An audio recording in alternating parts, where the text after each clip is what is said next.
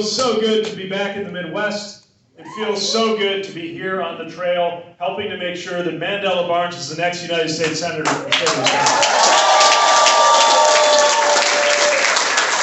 Make sure that we get leaders like Josh Kaul and Governor Evers reelected and great Democrats up and down the ticket, because leadership has never mattered more.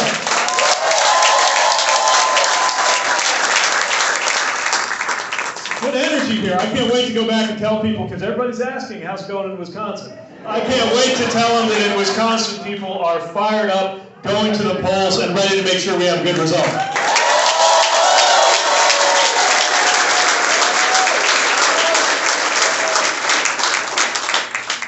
Wouldn't it be nice if we had more people in the United States Senate like your fantastic Senator Tammy Baldwin? And maybe a little less like your current Senator Ron Johnson. I got to tell you, I'm mostly here because of what we're for, but I am a little concerned about what we're up against. That's part of what's motivated me to be here, and I don't have to tell you about the fact that you got a senator who is pretty far out. We're not talking about what we used to think of as normal Republicans. Not when it comes to somebody like Ron Johnson. We're talking about a fork in the road over what kind of country we're going to be. It used to be plain as day that if nothing else, we could all agree what a democracy was. And part of a democracy is if somebody gets beat in an election, you accept the outcome and you move on.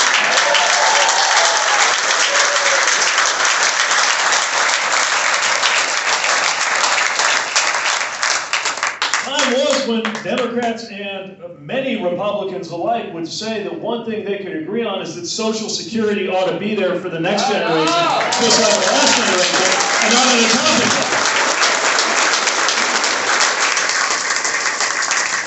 We're dealing with something a little bit different when it comes to the representation in the United States Senate. But that's why I'm so excited that there's a chance to change that with Mandela Barnes. I have known Mandela since we were both cutting our teeth as young millennial leaders, and it would be nice to have a few more youngsters in D.C.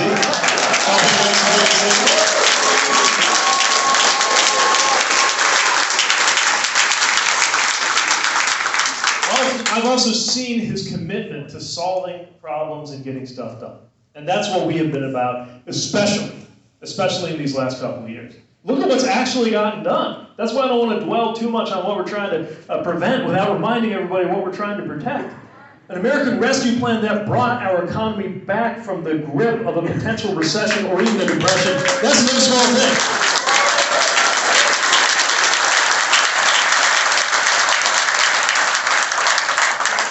Remember how last administration kept saying they were going to do a big infrastructure package? Right. Well, this time, there's our laborers there. Great seeing you all. And this time we actually got it done. We're putting people to work. Ron Johnson voted against it, but Mandela Barnes will help make sure that we keep building for the future.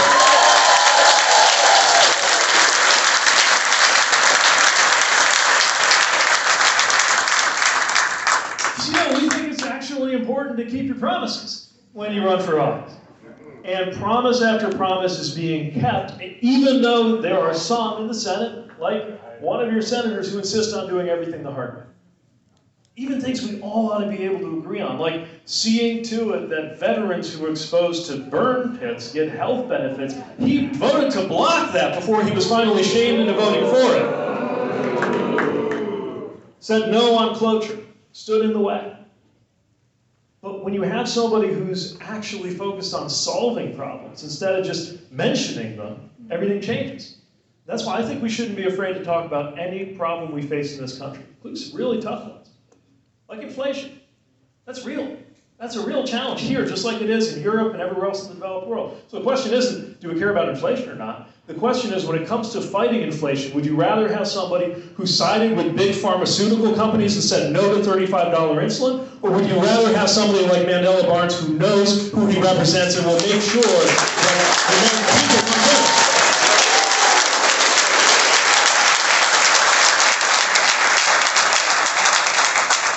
Well, Medicare negotiate prescription drug prices. That's common sense. Most Americans, Democrat, Republican, and Independent, think we ought to do it. Ron Johnson said no, but Mandela Barnes understands why we've got to do that. I guess what I'm circling around here is the fact that when it comes to the actual issues, most Americans are already with us. Most Americans believe climate change is real and we got to do something about it. It'll be nice to create jobs along the way.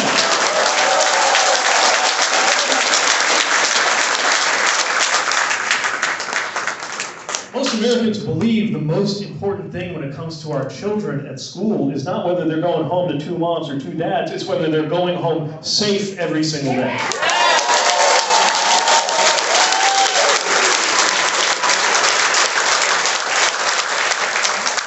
Most Americans understand that my marriage counts just as much as anybody else's marriage, and they're not going to find that a tough question to everyone.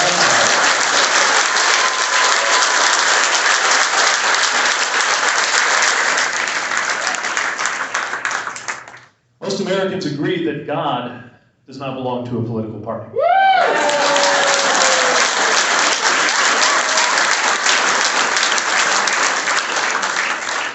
People in office have to represent people of any faith and of no faith, but for those of us who are guided by faith, it has a little something to do with looking after those who are having the toughest time in life right now, welcoming the stranger, and seeking leaders who walk in the way of humility and decency and kindness. That's part of why I'm here in Wisconsin today.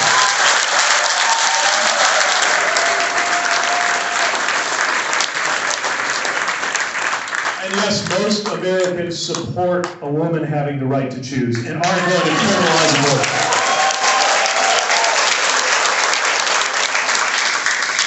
So you see, on issue after issue after issue, folks already agree with us.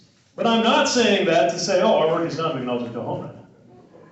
Because the thing is, just because you won the argument doesn't mean you win the election. That's where you come in.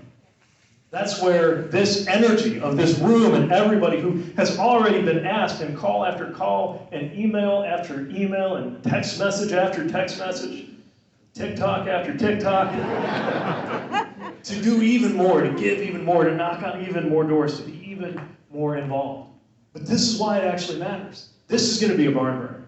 There's a reason people from all around the country are watching Wisconsin to see what's going to happen to this state that has been the tipping point state again and again and again, because it is so close. And it is going to come down to whether people who might vote, but haven't voted yet, early, actually get out there and do it. If everybody who might vote votes, we're gonna have a lot to celebrate a week from Wednesday. Thanks for your time.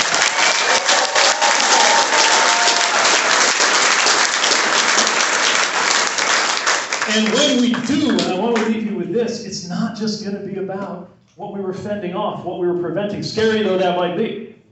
I mean, don't get me wrong, I'm excited to send a message to the folks who think you can allow a problem to get worse just so it's useful politically.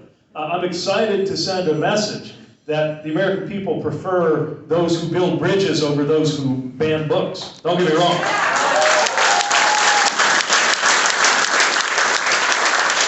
What I'm really excited about is what we will be building for the long term. What this turning point, the early 2020s, represents for the American project. Because we're building something that I think by the time we get to the middle of this century and my kids are old enough to ask me what we did to set America on the right track, by then, we will have seen something. Ready to bring that one voter a day that Mandela talked about making sure you bring into the process. Are you ready to surprise them and make it two instead of one?